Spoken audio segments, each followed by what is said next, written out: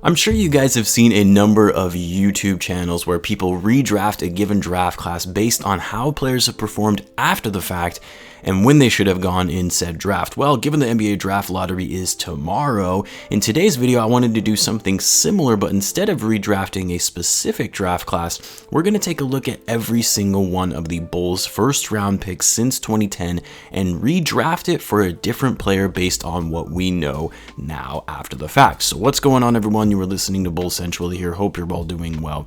Now, over the course of the Garpax era, as frustrating as that regime was in terms of their decision making that they made, whether it be through trade moves, free agency acquisitions that didn't make sense, or hiring and firing various coaches, and yes, they also had some bad draft picks, but one of the things that they were actually better at was recruiting and drafting some talented players that could have been seen as steals relative to where they were drafted. Guys like Joakim Noah at 9th overall, Taj Gibson selected late in the first round, Jimmy Butler the last pick in the first round, and I would even argue that Lauri Markkanen was a good selection, number 7, at least based on how he initially performed. And guys, this doesn't just apply to the Bulls. I mean, when you look at every draft in the history of the NBA, there are always going to be players that fall way later than they should have and end up becoming all-stars or even superstars, guys like Kawhi Leonard and Giannis, who were selected 15th overall. And then of course, you have the other end of the token where you have guys that go way higher in the draft that end up completely underperforming throughout their career. It's why I've said time and time again that the NBA draft is a complete crapshoot, and why I was happy that we finally have a front office who wants to prioritize established players with a track record rather than just trying to stack up draft picks with the hopes that some of them are going to end up panning out. So when I go through this list of every player that we should have selected from 2010 going forward, it's going to seem like the organization completely botched and wasted so many years of draft picks, when in reality a lot of teams passed up on all of these said players. Also, as I mentioned, I'm going to be redrafting our first round picks, not our second round picks. So to start us off in the 2010 draft, the Bulls selected with the 17th pick Kevin Seraphin, and I'll be honest, when I saw this, the first thing that came to my mind was, who? I don't remember anyone by the name of that. The Bulls selected that player with the 17th pick, and then when I looked at his profile, I realized why, and it was because he was in fact traded on draft night along with Kirk Hinrich to the Washington Wizards, so he ended up never playing a single game in a Bulls uniform. That being said, though, the Bulls didn't necessarily have to trade that pick, and based on some of the guys who went after him, there were a lot of great options that the Bulls could have added to that 2010-11 team that ended up becoming the best in the league, with Rose winning the MVP that season.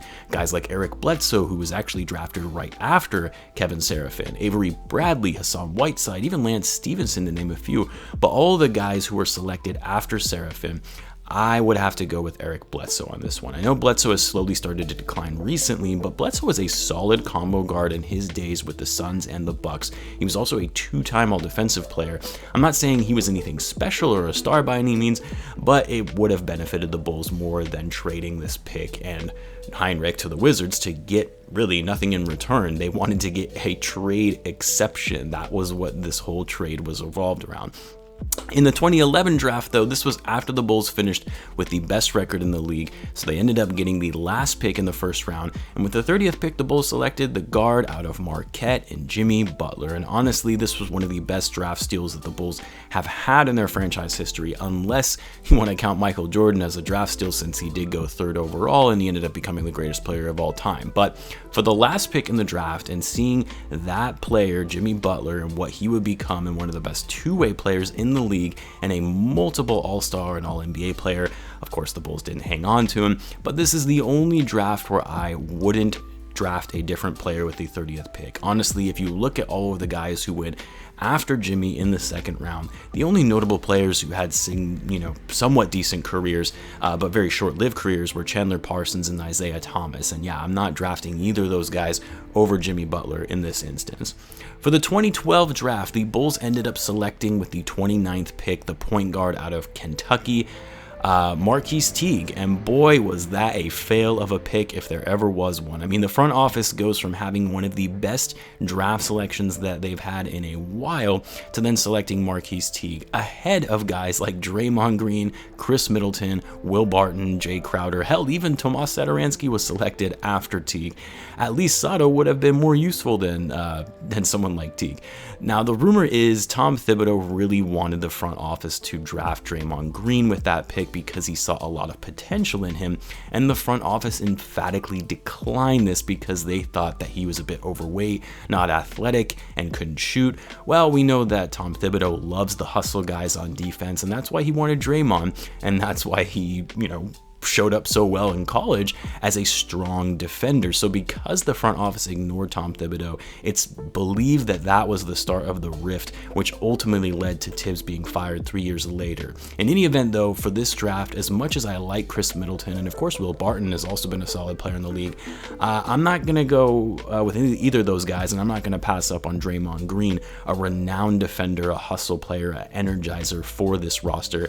I know he's fallen off a bit recently, and you could argue Draymond may have not turned out the player that he ended up being if it wasn't for his fit that he had on the Warriors. But either way, Draymond would be the guy that you would have to go with redrafting in 2012. In the 2013 NBA draft, the Bulls selected Tony Snell with the 20th pick in the first round. And of course, Tony Snell, although had some decent games with the Bulls, was very inconsistent, and the Bulls ended up trading him to the Bucks for Michael Carter-Williams, which at the time I thought was a steal of a trade, but of course ended up being completely wrong about that. But when you look at guys who were drafted after Snell, there isn't a whole lot that jumps out at you that makes you think, yeah, we should have absolutely drafted him over Snell, except for one guy, and that's Rudy Gobert, who ended up falling to the 27th pick. Could you imagine a duo of Gobert and Noah in the front court? Gobert, a 3-time Defensive Player of the Year, 4-time All-NBA player, but we took Tony Snell. What could have been? For the 2014 draft, this was an interesting one because the Bulls actually had 2 first-round picks going into that draft, the 16th and the 19th pick, but they traded those to move up in the draft with the Denver Nuggets, who had the 11th pick, to select Doug McDermott. That move still pains me to this day, and of course, Arturas Karnisovas was on the other end of the deal in being the benefactor of receiving the Bulls' 2 picks when he was actually managing the Denver Nuggets at the time, which he used to draft Yusuf Nurkic with the 16th pick and Gary Harris with the 19th pick. Now, for the purposes of this draft, we're going to assume that the Bulls aren't idiots and trade 2 first-round picks all but to move up to the 11th pick. And so we're going to say that they ended up hanging on to those 2 picks. And guys, when you look at some of the players who were available for these picks, it'll pain you to hear who the Bulls could have gotten with those 2 players. So for the 16th pick, instead of drafting Nurkic, the Bulls are going to select Nikola Jokic, yes, another AK selection, who ended up falling into the second round. And with the 19th pick, the Bulls would select Jeremy Grant, who also fell to the second round of the draft and has been having himself a nice couple of last seasons. The Bulls could also have had Nikola Jokic and Jeremy Grant, but instead they got Doug McDermott. Yeah.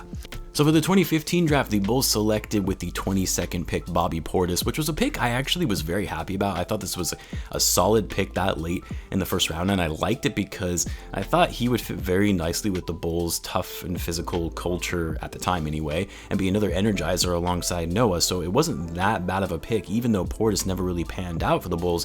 And based on some of the players who went after him, there really aren't that many guys who you would say, yeah, we would absolutely rather redraft and take someone else over Bobby Portis. Really, the only guy who stands out to me after Portis was Montrezl Harrell. I mean, Larry Nance Jr. went after him as well, but I personally would rather select Harrell over Nance Jr. and Bobby Portis. For the 2016 draft, I hate even bringing this one up.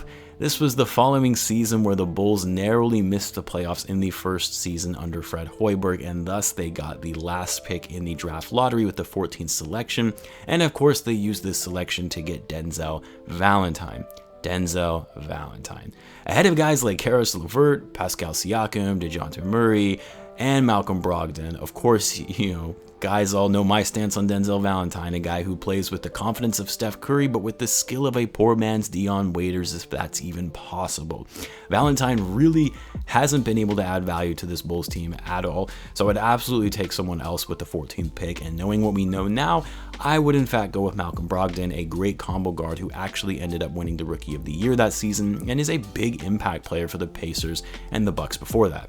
In the 2017 draft, this was a draft night where Garpax pulled the trigger on a rebuild and traded away Jimmy Butler for Zach Lavine, Chris Dunn, along with the Timberwolves number 7 pick, who the Bulls used to select Lauri Markkanen. Now, initially, this actually looked like a steal of a pick because Lauri had a great rookie season, making the all-rookie first team, and even a better sophomore season, and he was drafted ahead of guys like Markelle Fultz, Lonzo Ball, Josh Jackson, and Jonathan Isaac. However, knowing what we know now, if we had the opportunity to go back, we would have had the opportunity to draft guys like Donovan Mitchell, Bam Adebayo, John Collins, and OG Anunoby. And if it makes you realize that, we could have been better off without someone like Lauri Markkanen over these folks, even though I do still believe Markkanen has potential and can still be a great player in this league, given the fact that he's still young and likely just needs a change of scenery. So as a result, the guy that I would personally select to redraft in 2017 is Donovan Mitchell. I know most people would probably select Bam Adebayo,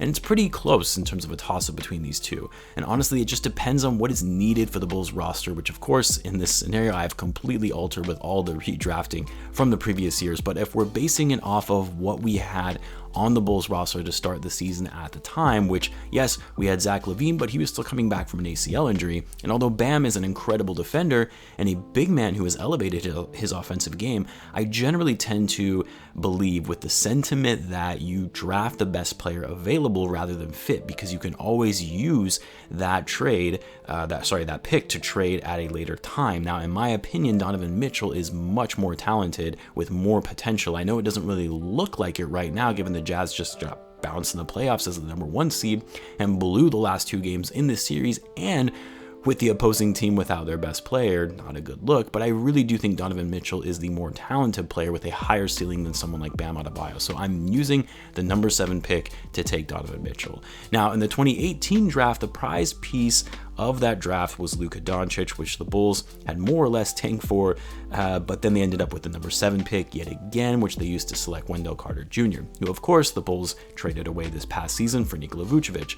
And Wendell was drafted before guys like Shai Gilgeous-Alexander and Michael Porter Jr. Now, I've said before on the channel, but I was dying for the Bulls to take a chance on Michael Porter Jr. at number 7 and was hoping that he would even fall that low, because if you remember, before Michael Porter Jr. got injured in college, it was expected that he would be a top 3 draft pick, and he was actually the number 2 recruit out of high school behind Marvin Bagley. And because of his back injury, a lot of teams were skeptical or hesitant of taking him so high in the draft, so hesitant that he actually fell all the way to number 14, the last pick in the lottery, which of course none other than Arturas Karnisovas used to select him for the Denver Nuggets. Well, despite him missing the whole season after being drafted, he had since shown why so many teams screwed up on passing on him, as he's looking now like one of the best players in that draft class. So as much as I like Shai Gilgeous-Alexander and feel he would have been a great selection for the Bulls in a redraft, I'm going to go with the 6'10" versatile small forward and Michael Porter Jr. with the number 7 pick. Going into the 2019 NBA draft, this was the draft where the Bulls had looked to tank for a shot at Zion or Ja Morant. And although the Bulls had some great odds at landing the number 1 or number 2 pick that year, given they finished with the 4th worst record in the league, they got unlucky yet again and fell to the number 7 pick, which they used to select Coby White, which to be honest wasn't a horrible pick at number 7 based on who was still on the board. And for the most part, a pretty weak draft class outside of Zion and Ja. Obviously, all the players who came out of this class are still incredibly young and could end up becoming really great players, which as Bulls fans, we hope ends up being the case for Coby White. But there were a few guys who were drafted after Coby that are intriguing to me. Guys like Rui Hachimura, PJ Washington, Tyler Hero, Brandon Clark, Keldon Johnson, even Kevin Porter Jr. But the one I actually find the most intriguing, which may surprise you, and he only came 2 picks after Coby, is Rui Hachimura. I think he's a very strong, dynamic player that still has a lot of potential to grow in being a sound player on offense. And even though I do still like Coby White and believe that he will end up being a great player in this league, I would probably redraft this class with the pick to take Rui Hachimura.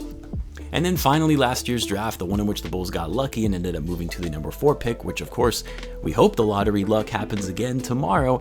And the Bulls used that number 4 pick to draft Patrick Williams. And to be honest, even though most, felt that this pick was a bit of a stretch at number 4, I would still keep it and pick Patrick Williams rather than redrafting. I know some people would probably say, well, what about Tyrese Halliburton, one of the top rookies this season? And he's an incredible player, don't get me wrong, and he absolutely had a better season than Patrick Williams, but I think Williams' ceiling is significantly higher than someone like Halliburton, and even ahead of guys like Isaac Okoro, Cole Anthony, Saddiq Bey, Emmanuel Quickley, all players who had great rookie seasons and were drafted after Patrick Williams. But I think Patrick Williams has more potential than all of these players. Now, I know I'm a bit biased, I'll admit, but rather than redrafting and selecting one of these guys and thinking about the future, I would personally just stick with Williams in this scenario.